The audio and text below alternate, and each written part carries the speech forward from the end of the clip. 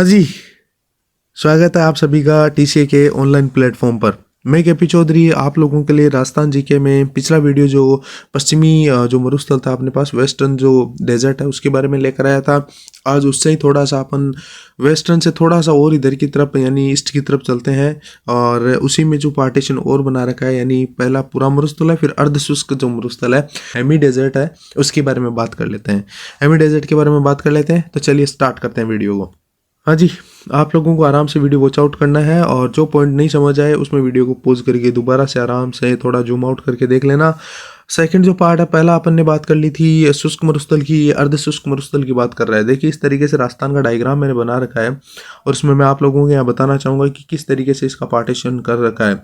यहाँ देखिए जो अपने पास अर्ध शुष्क मरुस्थल है उसकी पश्चिमी सीमा 25 सेंटीमीटर है और पूर्वी सीमा 50 सेंटीमीटर है। किस तरीके से, ये 50 सेंटीमीटर अरावली वाली, ये 25 सेंटीमीटर जो लगभग इन जिलों से पास आउट होती है।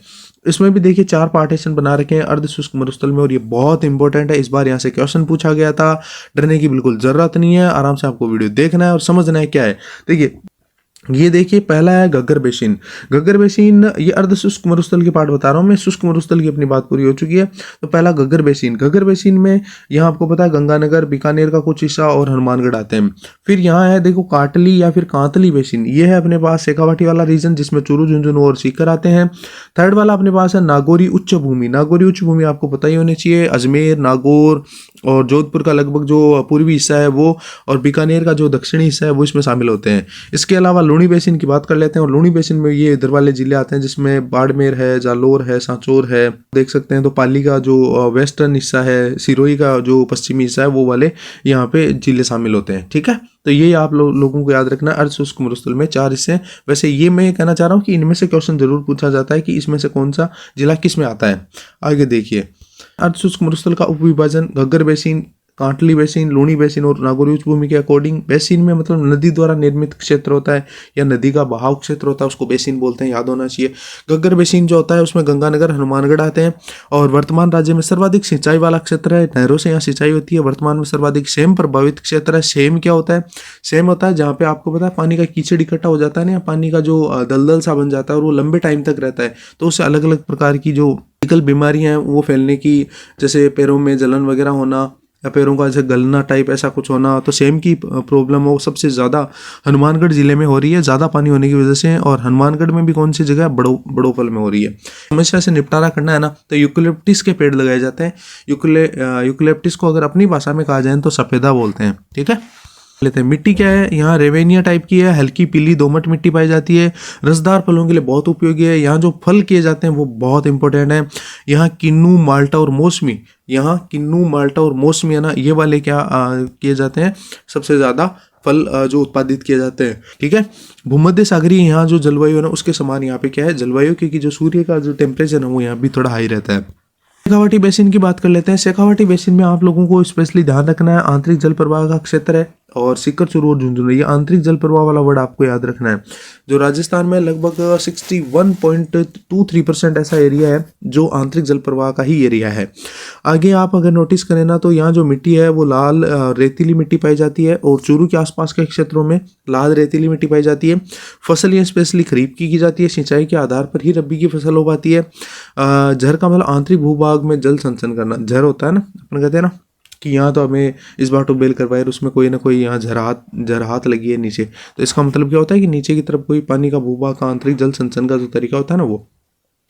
तीसरे पॉइंट की बात कर लेते हैं नागौरी उच्च भूमि की। तो नागौरी उच्च भूमि की बात कर लीजिए। यहाँ ना ये क्षेत्र नागौर में सर्वाधिक फैला है, जोधपुर पाली में भी फैला है, अजमेर में भी हिस्सा है।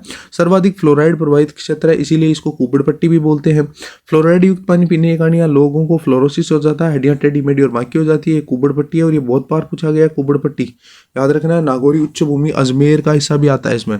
ठीक है, और नागौर से अजमेर के मध्य का जो भाग है वो आता है। अवसादी चट्टानें जिप्सम गोठ मांगलोद में और बदवासी नागौर में पाए जाते हैं।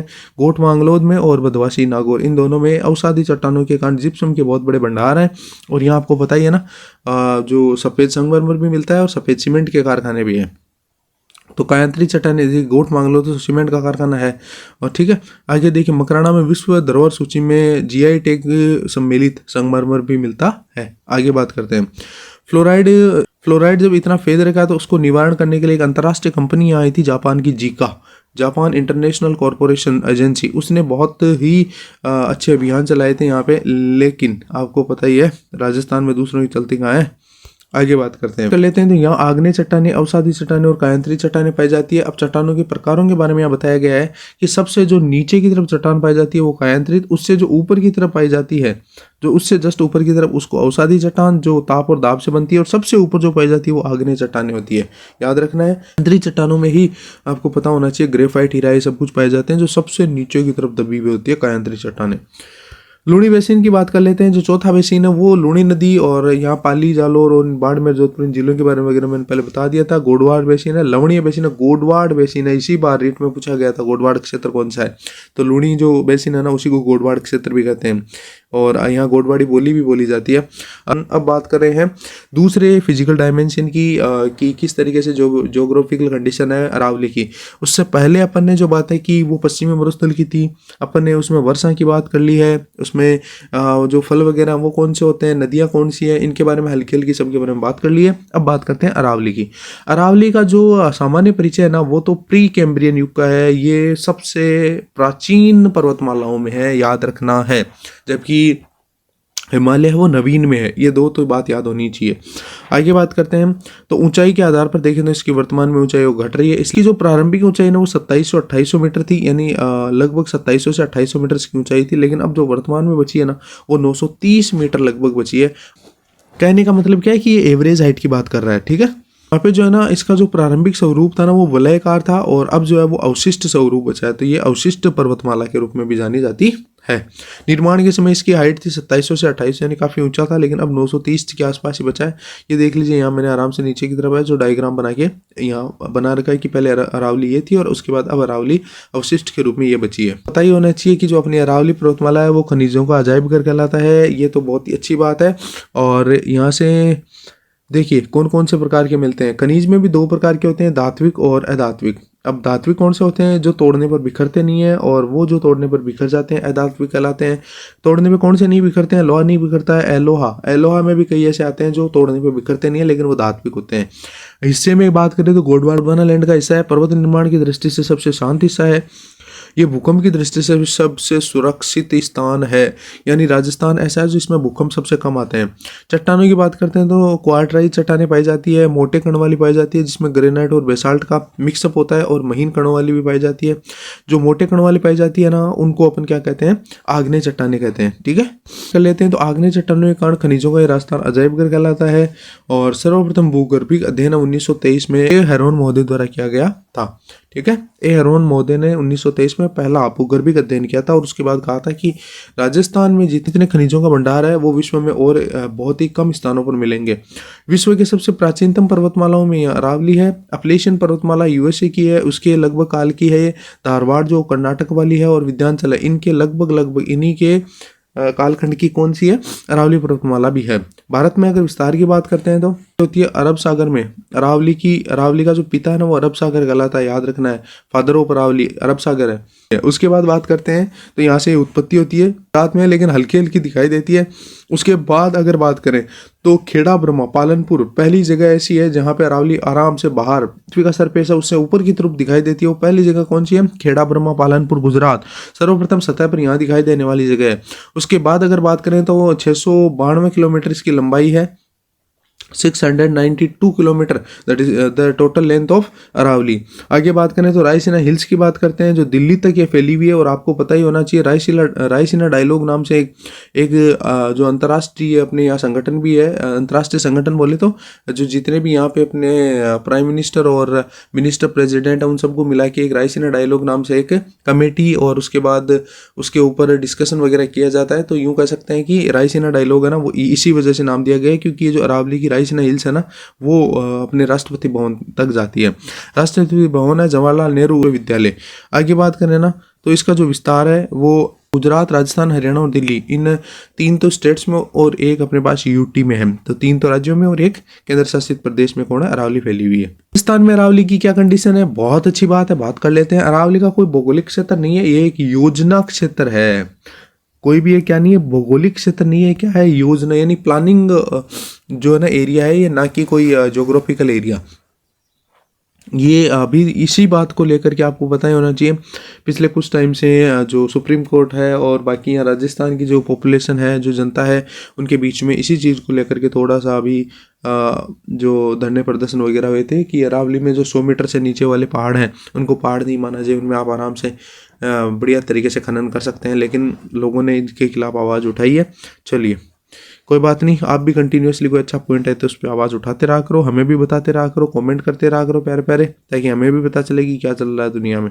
अरावली का जो दक्षिणी हिस्सा है, अरावली का जो दक्षिणी हिस्सा है वो आबू रोड सिरोही यहाँ से स्टार्ट होता है राजस्थान में, और उसके बाद यहाँ हरियाणा का जो बॉर्डर है वहाँ पे जाकर के ढौसी की पहाड़ी है, खेतड़ी झुंझुनू में जगह है, वहाँ जाकर के इसका अंतिम बिंदु लगता है।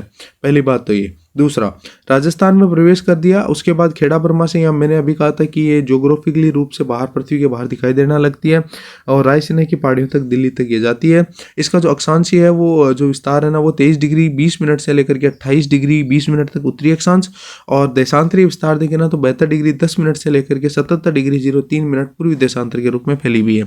राजस्थान में इसकी लंबाई की बात करें ना तो 550 किलोमीटर है, 550 kilometre total distance cover in Rajasthan. ठीक है, टोटल लेंथ इन राजस्थान। आगे बात करते हैं, कुछ पॉइंट लिख रखे हैं कि इसकी ऊंचाई है ना, औसत ऊंचाई वो दक्षिण से उत्तर की ओर जाने पर घटती जाती है पहली बात, और इसकी औसत ऊंचाई है ना वो 930 मीटर है। दक्षिण पश्चिम से उत्तर पूर्व की ओर ये फैली हुई है, और यही कारण है कि राजस्थान में ये वर्षा नहीं होने का कारण भी बनती है और वर्षा होने का कारण भी बनती है, तो दोनों यही कारण है।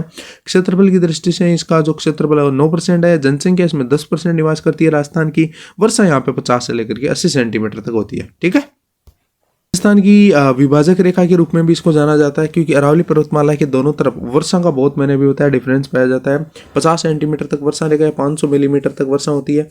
आगे बात करें तो यहाँ देखिए एवरेज पूछा भी गया था राजस्थान का, तो 557 मिलीमीटर वर्षा का जो 2024-25 का था ना वो एवरेज था। दक्षिणी भाग की बात कर लेते हैं, पर्वतीय मिट्टी पाई जाती है, लाल लेटेराइट मिट्टी पाई जाती है, और मक्का की फसल बहुत स्पेशली यहाँ की जाती है। मक्का की फसल के जो अपने पास डिस्ट्रिक्ट हैं उनकी भी मैं अगर आपको बात करूं तो यहाँ जो मक्का की फसल है वो चित्तौड़गढ़ में, राजसमंद में, टोंक में, यहाँ पे अजमेर के चारों तरफ, और अगर अपन बात करें तो इधर करौली वगैरह, इधर भी मक्का की फसल बहुत अच्छी तरीके से पैदावार होती है और अच्छी फसल भी की जाती है। राजस्थान में प्रवेश की बात करें, सिरोही से सर्वाधिक ऊंचाई सिरोही में है, संकीर्ण अजमेर में है। संकीर्ण मतलब सबसे पतली, जो अरावली का जो सबसे कम मोटापा जो सबसे कम है ना वो अजमेर में है। सर्वाधिक विस्तार है वो उदयपुर में फैली हुई है, और कटी फटी सबसे ज़्यादा अजमेर में है।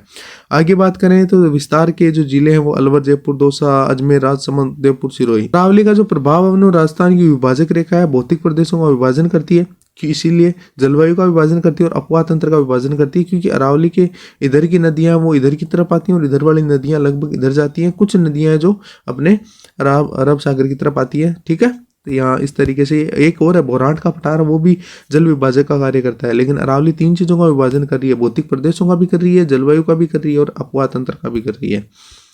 की जो जलवायु है और वर्षा का जो स्वरूप है उसको बहुत प्रभावित करती है। दक्षिणी पश्चिम और उत्तर पूर्व से आने वाली जो मानसूनी हवाएं हैं उनको बहुत ज़्यादा प्रभावित करती है। दक्षिणी पश्चिमी मानसून जो अरब सागर से आता है, अरावली के समानांतर चलता है, राजस्थान में कम वर्षा करता है। जो अपने पास बात करें, देखिए इस तरीके से डायग्राम बना रखा है, ये अरावली और उसके समानांतर जब ये रेखाएं चलेंगी तो अरावली पे यहाँ टकराएंगी नहीं, रुकेगा नहीं, तो बरसात बहुत कम होगी। उत्तर पूर्व मानसून की बात करते हैं तो बंगाल की खाड़ी है, अरावली लंबवत हो गई। अब इस बार अगर हवाएं इधर से आ रही है तो लंबवत खड़ी हो गई, तो पूरी वर्षा है ना वो इधर अपने पास जो इसके पूर्व साइड के जितने, ईस्ट साइड के जितने डिस्ट्रिक्ट हैं वहीं वर्षा हो जाएगी। बाकी जो पश्चिम वाले हैं वो फिर अगेन वही वैसे ही सूखे रह जाएंगे। तो पूर्वी भाग में तो वर्षा हो जाती है लेकिन पश्चिमी भाग में नहीं हो पाती है। और पश्चिमी मरुस्थल में इसका प्रसार देखें तो प्रत्यक्ष बाधा का कार्य करती है। वह ये बहुत इंपॉर्टेंट पॉइंट है। जो पश्चिमी मरुस्थल है ना उसके प्रसार में प्रत्यक्ष बाधा का काम करती है। तेज हवाओं के कारण रेतीली मिट्टी है, वनस्पति की जो कमी है, भूमि का जो अपर्दन है उसको बहुत ज़्यादा रोकती है। लेकिन कुछ जगह जहाँ से अरावली को काट दिया गया था जैसे अजमेर में, तो वहाँ से अब क्या है कि जो अपना वेस्टर्न राजस्थान है ना, वेस्टर्न राजस्थान, उस राजस्थान में जो अपने पास डेजर्ट है ना, थार का डेजर्ट, अब वो लगातार अजमेर से और इन जितने जितने बीच में जगह है अरावली में वहाँ से फैलता हुआ पूर्व की तरफ आ रहा है। में वन और जैव विविधता संरक्षण क्षेत्र के बारे में बात कर लेते हैं। सर्वाधिक वनों का विस्तार है वो अरावली में है। सर्वाधिक जैव विविधता का क्षेत्र भी अरावली और यहीं पे है, और यहाँ अभ्यारण्य भी काफी पाए जा रहे हैं। आगे बात कर लेते हैं। अरावली का उप विभाजन 3 भागों में किया गया, इंपॉर्टेंट है। यहाँ देखिए, एक दक्षिणी अरावली आबू रोड से देवगढ़ राजसमंद तक, मध्य अरावली देवगढ़ से सांबर झील तक, और उत्तरी अरावली सांबर झील से डोसी की पहाड़ी झुंझुनू तक। तो दक्षिणी अरावली की बात करते हैं, यहाँ अधिकतम ऊंचाई मिलेगी आबू रोड से लेकर के देवगढ़ तक। फिर अपन बात करें ना बीच वाला, देवगढ़ से लेकर के सांबर की झील तक, तो वो कटी पट्टी है, मध्य अरावली है। और सांबर झील से लेकर के अगर ढोसी की पहाड़ी तक बात करें ना, तो वो अरीय रूप में, यानी कहीं है कहीं नहीं है, फिर कहीं है कहीं नहीं है, इस तरीके से विस्तार है। ठीक है, जो पहला अपन ने उत्तरी अरावली के बारे में अभी बात की ना, तो उसी उत्तरी अरावली के बारे में बात कर लेते हैं। इसका जो विस्तार है वो जयपुर, अलवर और दौसा, सीकर, झुंझुनू इन क्षेत्रों में थोड़ा कम है, लेकिन जयपुर अलवर में ज़्यादा फैली हुई है। आगे बात करते हैं। उत्तरी अरावली है वो, उसका लगातार व सतत रूप या क्रमबद्ध विस्तार नहीं है, यानी मान लीजिए यहाँ पहाड़ी है फिर यहाँ नहीं है, फिर वापस पहाड़ी है फिर यहाँ नहीं है, इस तरीके से बनी हुई है। क्रमबद्ध न होने के कारण देखिए, कांटली नदी द्वारा निर्मित जो मैदान है वो बाणगंगा नदी और गंभीरी नदी, रूपारेल नदी आदि यहाँ नदियों के बेसिन भी बने हुए हैं। मालखेत की पहाड़ियाँ और सीकर में अरावली की पहाड़ियों का स्थानीय नाम है मालखेत की पहाड़ियाँ। हजारों बार ये क्वेश्चन पूछा जा चुका है। मालखेत की पहाड़ियाँ कहाँ स्थित है? सीकर जिले में। जो अरावली की पहाड़ियाँ ना, उनको हर्ष पर्वत या मालखेत की पहाड़ियाँ, यही जीर्ण माता का मंदिर है, हर्षनाथ जी का मंदिर है, पवन ऊर्जा संयंत्र लगा रखा है। राज्य का प्रथम जो पैराग्लाइडिंग सेंटर है वो उसकी भी स्थापना की गई थी। ये अब इतना इंपॉर्टेंट नहीं है, बाकी ऊपर वाले 3 है वो तो ध्यान रखना आपको। ठीक है, याद करना थोड़ा सा मुश्किल है, लेकिन यहाँ से क्वेश्चन हर बार आ रहा है। रघुनाथगढ़ तो पता नहीं कितनी बार आ चुका है। ये राजस्थान के सीकर जिले में स्थित 1055 मीटर इसकी हाइट है। मालखेत है वो भी सीकर में 1052 मीटर है। लोहागढ़ जी आपको पता ही होगा, लोहागढ़ 1051 मीटर है। भुजागढ़ 990 मीटर है। खो जो 920 मीटर है। जयपुर में खो बहुत बार आ चुका है, बहुत ज़्यादा बार खो जयपुर में याद रखना 920 मीटर। भिरांच अलवर में 792। बरवाड़ा, बवाई, बिलाली, बेराट थोड़े से अलग हैं, लेकिन आरपीएससी के फेवरेट नेम है, याद रखने। बरवाड़ा जयपुर में है और इसकी जो हाइट है वो 786 मीटर है। बवाई या बबाई भी बोलते हैं इसको, बबाई। ठीक है, और झुंझुनू में 780 मीटर है। बिलाली याद करना है, अलवर में 762, 704 मीटर है। 2 से 4 बार रिवीजन करोगे। इस ऐसे कैसे, जैसे मैंने लिख रखा है सामने, अपने आराम से रूम में चिपका लो और कम से कम 8 से 10 बार पढ़ते रहा करो। बेराट जयपुर में 704 मीटर है। इसके अलावा सरिस्का की बात कर लेते हैं, अलवर में 677। सरिस्का आपको पता है अभ्यारण्य भी है, तो याद कर लेना। और भानगढ़ है वो अलवर में 649। जयगढ़ है वो 648, ये इंपॉर्टेंट है, जयगढ़ आपको पता होना चाहिए। जयगढ़ एक दुर्ग भी है जिस पहाड़ी पे बना हुआ है वो ईगल की पहाड़ी, तो ये जयगढ़ वही उसी जयगढ़ की बात कर रहे हैं। और नाहरगढ़ जो है आपको पता ही होना चाहिए, यहाँ तो एक जैसे 9 महल बने हुए, तो नाहरगढ़ जयपुर में 599। देखो एक जैसे 9 महल बने हुए, तो यहाँ 2 महल तो बनाए, 599 ऐसे याद कर लो। बालगढ़ तो में ज़्यादा फर्क नहीं होता ना, तो वहाँ 9 बने हुए थे, यहाँ 2 तो याद करो कम से कम। बालागढ़ की बात कर लेते हैं, आंख वाला किला जो अलवर वाला है वही है, यहाँ 597 मीटर की ऊंचाई पर है। ठीक है, इसकी चोटी। तो याद करना है कि इनके जो नेम है वो याद रखने हैं। स्पेशली मैं बता देता हूँ, खो याद करना है, रघुनाथगढ़ याद करना है, बरवाड़ा याद करना है, और बिलाली याद करना है, और बेराट याद करना है। ठीक है, और अगर नीचे देखें तो इतना इंपॉर्टेंट नहीं है, पर जयगढ़ या नाहरगढ़ में से अभी कोई एक एग्जाम में पूछा जरूर गया था। मध्य अरावली की बात कर लेते हैं थोड़ी सी। मध्य अरावली में देखें तो विस्तार है ना, सांबर से देवगढ़ अभी तक बताया था आप लोगों को डायग्राम में। अजमेर इसका मुख्य जिला है, राजसमंद, भीलवाड़ा है, ये थोड़े से इसके जो नियरली जिले हैं। सबसे संकीर्ण है यहाँ पे, कटी पट्टी सबसे ज्यादा है, आंतरिक अंतराल वाली श्रेणियां बहुत ज्यादा है इनमें। कहा जाए तो यहाँ इस तरीके से दर्रे बने हुए हैं, और दर्रे बने हुए, तो चलिए दर्रों की बात कर लेते हैं। पश्चिमी राजस्थान में मरुस्थल का विस्तार मध्य अरावली कटी फटी होने के कारण ही फैल रहा है, ये भी मैंने आपको बता दिया। मध्य अरावली में जो दर्रे हैं वो ब्यावर में देख लीजिए कौन से हैं। ब्यावर में अगर बात करें तो बरदर्रा, पुरवेरिया दर्रा, सुराघाट दर्रा और श्योपुर दर्रा। इंपॉर्टेंट नहीं है तो आप मुझे बता दो, देखिए क्वेश्चन यहाँ से आ रहे हैं। ठीक है, तो यहाँ देख लीजिए बरदर्रा, सुराघाट दर्रा, पुरवेरिया दर्रा और श्योपुर दर्रा, ये यहाँ से आ रहे हैं। ठीक है, मैदानी भाग की बात करते हैं तो मारवाड़ा की जो पहाड़ियाँ, मेरवाड़ा की पहाड़ियाँ कौन सी होती है? मेरवाड़ा का मतलब होता है मेवाड़ प्लस मारवाड़ दोनों आते हैं, यानी पश्चिमी भाग भी आता है और पूर्वी भाग भी आता है और पहाड़ी भाग भी आता है। ठीक है, तो यहाँ देख लीजिए कौन कौन से दर्रे किस तरीके से बने हुए हैं। यहाँ ये सांबर झील है, सांबर झील के बाद ये उत्तरी अरावली होगी, अब ये सांबर झील हो गई। सांबर झील के बाद अब आगे बात करते हैं। देखिए पहला जो दर्रा दे रखा है ना वो बरदर्रा है, मारवाड़ को मेवाड़ से जोड़ता है। नाम था NH14 था, अब नया जो है 162 है, याद रखना है। यहाँ घूघरा घाटी बनी हुई है, मारवाड़ को मेवाड़ से जोड़ता है। कौन सा दर्रा? बरदर्रा, मारवाड़ को मेवाड़ से, यानी ये समझ लीजिए जोधपुर को अजमेर से जोड़ता है। आगे बात करते हैं परवेरिया दर्रा, ये भी बीच में ही है, और श्योपुर दर्रा या श्योपुर घाट और आगे देखें तो सूराघाट, पिटमांड क्षेत्र, ये इंपॉर्टेंट है। पिटमांड क्षेत्र कहाँ बन रहा है? बनास नदी के पास में बन रहा है, दक्षिणी अरावली से पहले। जगह का नाम बहुत इंपॉर्टेंट है, पिटमांड। ये टोंक, राजसमंद और भीलवाड़ा इनके मध्य का यहाँ जो एरिया ना, यहाँ पे बन रहा है पिटमांड क्षेत्र। इस तरीके से मैंने आप लोगों को उत्तरी अरावली और मध्य अरावली के बारे में थोड़ी बातें बताई है, और आगे भी अपन नेक्स्ट इसी तरीके से वीडियो है उसको कंटिन्यू करते रहेंगे। और नेक्स्ट वीडियो में जल्दी मिलते हैं। आप लोगों को अगर वीडियो पसंद आ रहे हैं तो लाइक किया करो, अपने दोस्तों के साथ शेयर किया करो, चैनल को सब्सक्राइब किया करो। टीसीए को इसी तरीके से प्यार, सपोर्ट और स्नेह बनाए रखिए। इसी के साथ आप सभी का तहे दिल से धन्यवाद। Thank you all of you.